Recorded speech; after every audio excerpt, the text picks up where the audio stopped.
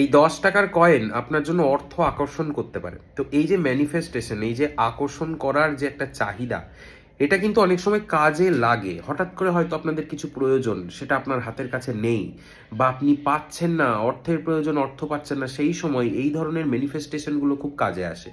তো একটা কাজ করতে হবে, ভালো করে শুনুন।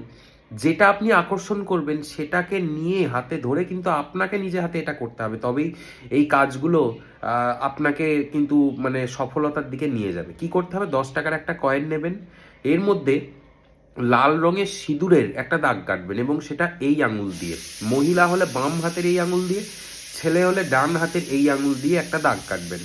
এই কয়েনটিকে একটা লাল কাপড়ের মধ্যে রাখবেন, সেখানে একটা লবঙ্গ, একটা দারচিনি রেখে প্রত্যেক শুক্রবার দিন, মাথায় রাখবেন, প্রত্যেক শুক্রবার দিন এটাকে চার্জ করতে হবে। কিভাবে চার্জ করবেন?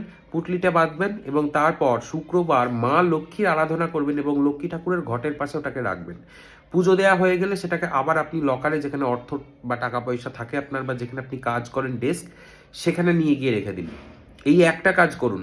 আবার নেক্সট শুক্রবার আনবেন মায়ের কাছে, আবার পুজো দেবেন, আবার রেখে দেবেন। মানি ম্যাগনেটের মতো কাজ করবে এটা। জাস্ট খুব সুন্দর একটা উপায়, প্রচুর ক্লায়েন্ট করে উপকৃত হয়েছেন। আমি নিজেও অনেক সময় করি। দেখুন, যেটা প্রমাণ আছে আমি সেটাই বলি, যেটা প্রমাণ নেই সেটা নিয়ে আমি কোনো কথা বলি না। এই ভিডিওটাকে শেয়ার করে দেবেন এবং কমেন্ট সেকশনে 444 3টে 4 লিখে যাবেন।